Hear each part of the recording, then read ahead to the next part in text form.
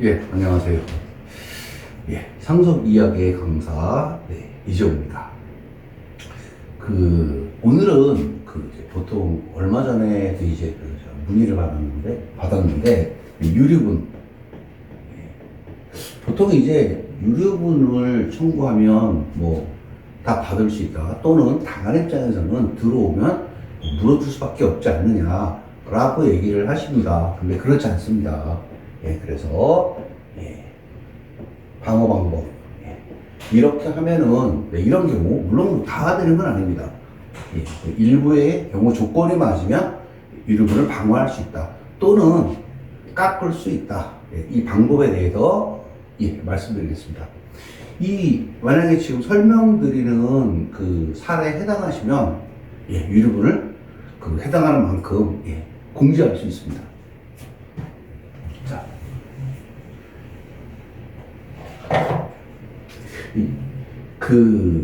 보통 이제 사실관계가 대충 이제 이렇게 되게 됩니다.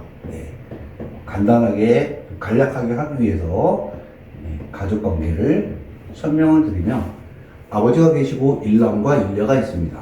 그래서 여기 증여를 하게 되죠. 유증을 할 수도 있습니다.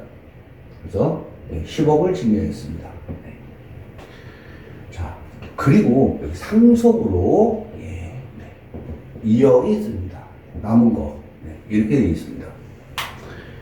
이런 경우에 이제 보통은 이제 이렇게 생각을 할 수 있습니다.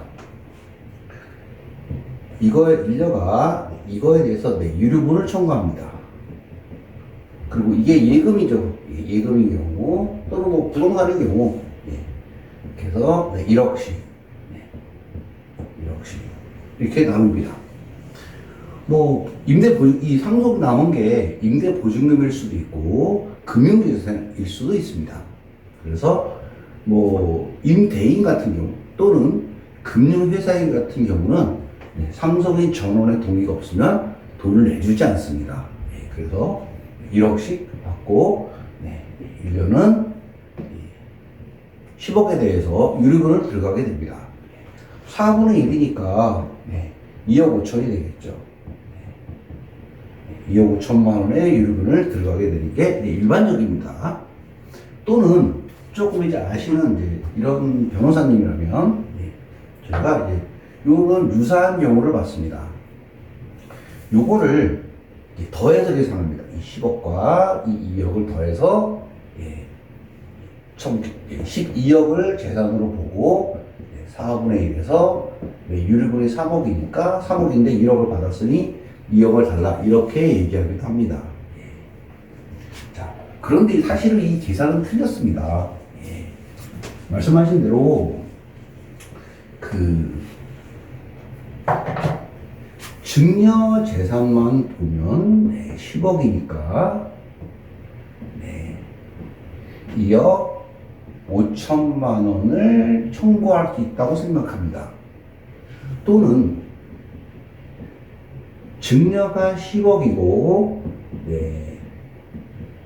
상속이 2억인데 이 상속 2억에서 1억을 취득했으니까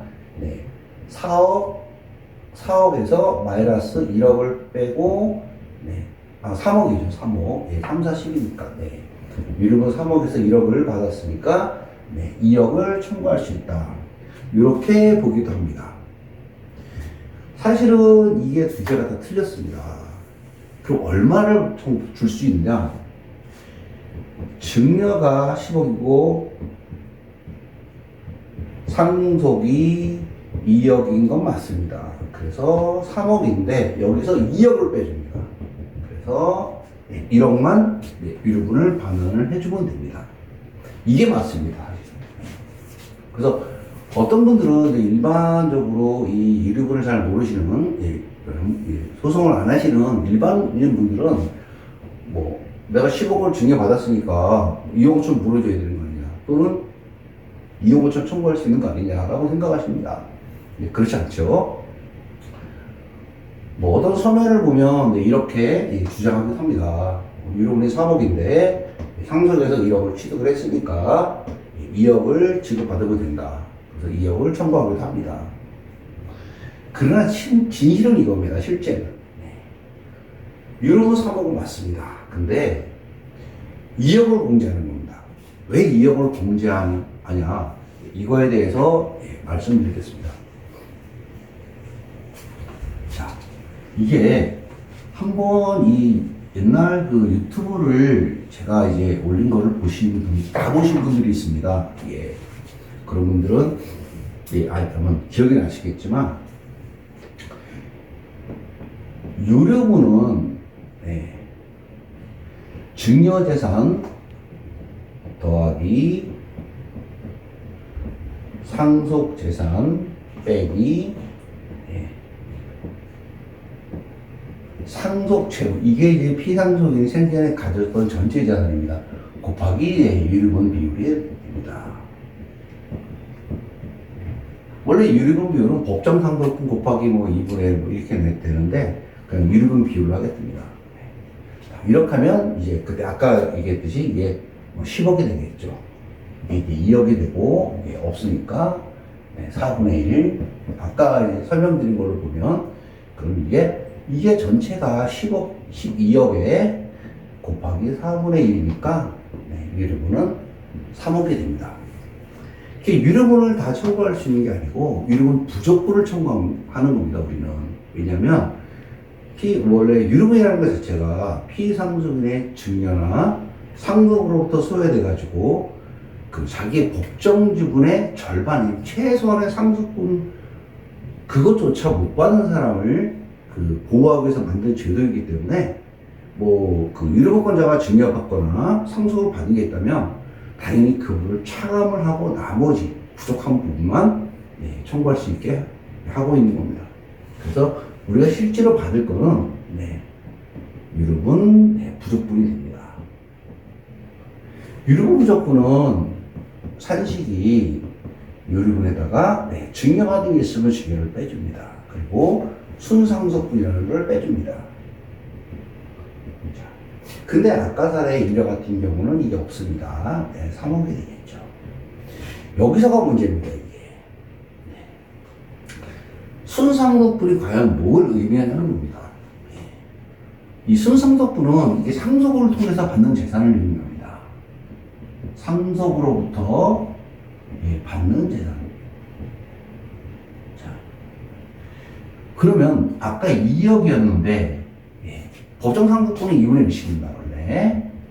근데 그 상속재산 분할에 대해서 얘기하기는 법정 상속분은 잠정적 공유 상태입니다. 그래서 실질적으로 그 상속재산 분할이라든가 협의 분할을 하지 않으면 확정되지는 않습니다. 그래서 그런 이제 문제가 있습니다. 그럼 2억에 대해서 2억을 얼마씩 나눌 것이냐의 문제입니다. 이걸 상속재산 분할 소송은 아직 거치지 않았습니다.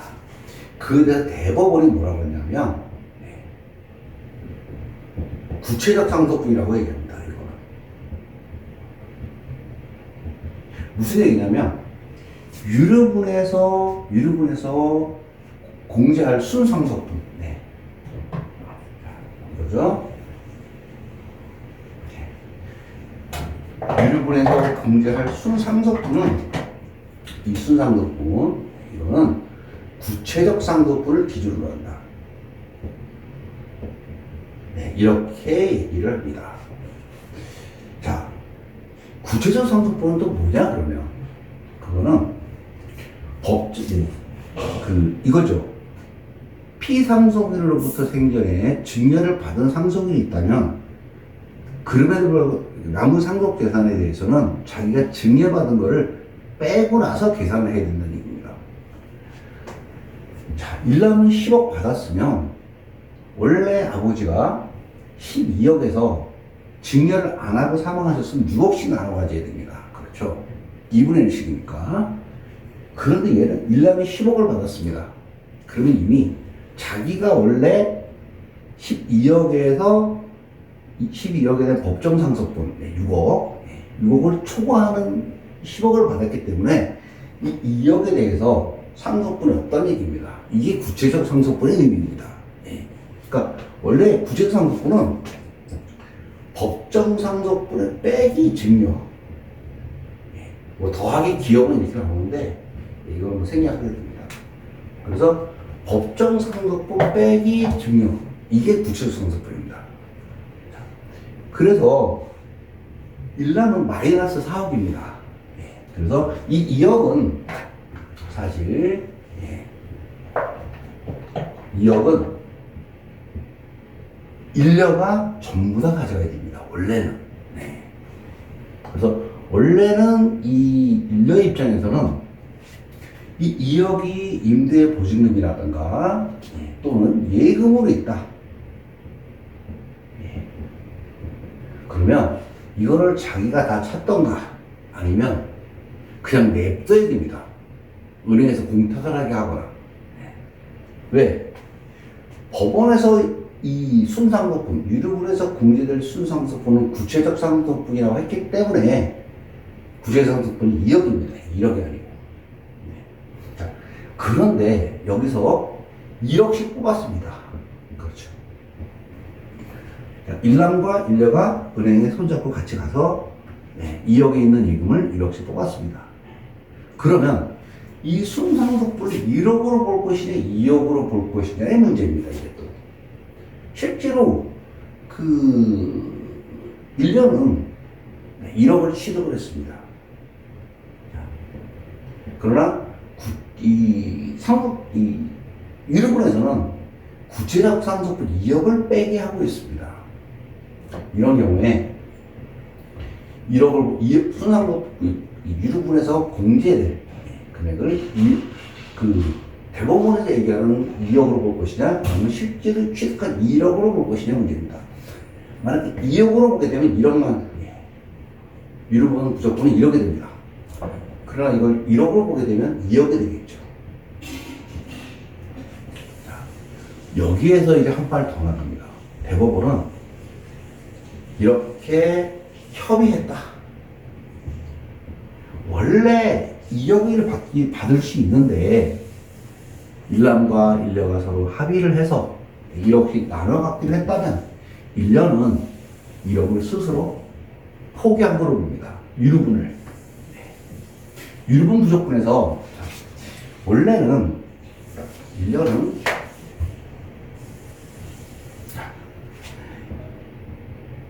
2억을 받을 수 있는데 받아서 1억을 청구할 수 있습니다. 그렇게 되면 그런데 1억을 받았으면 요거에 해당하는 유류분은 포기한 걸로 봅니다. 그냥. 그래서 실제로 여기서 일녀가 1억을 받았으면 그냥 2억 받은 걸로 봅니다. 그래서 그만큼을 유류분에서 공제하게 됩니다. 자, 결국 그 유류분이 들어왔을 때 방어하는 방법은 크게 두 가지로 볼 수 있습니다. 자, 여기에서 유류분 부족분이라고 했죠. 정리를 해드리겠습니다. 이것만 하면 물론 다른 몇 가지도 있습니다. 그런데 대부분 이 두 가지입니다. 자, 유류분에서 증여를 빼고 순상속분을 뺍니다.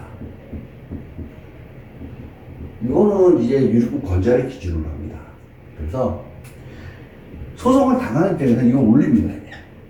유류분 권자가 증여받은 걸 증명을 합니다. 상속재산이 남아있다면 이걸 구체적 상속분으로 따집니다. 그렇게 되면 이 두 가지 사실이 만약에 결합이 돼버리면 실제로 유류분 권자가 증여받은 게 있었다. 그리고 상속재산이 남아있다. 도로가 남아있는 경우도 있습니다. 그러나 실제로 감정을 하면 도로도 나옵니다. 그래서 이렇게 해버리면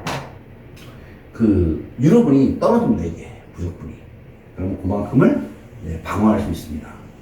이걸 증명하면 이건 범죄 싸움이기 때문에 그래서 충분히 법원을 설득시키고 대법원판을 제시하고 하면 이 부분은 충분히 인정받을 수 있습니다.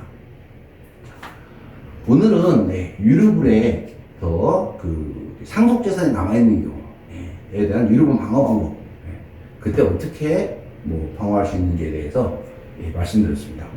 자, 오늘은 여기까지 하고 다음에 좀 쉬었다가 다른 주제로 다시 찾아뵙도록 하겠습니다. 이상 강사 이지구였습니다.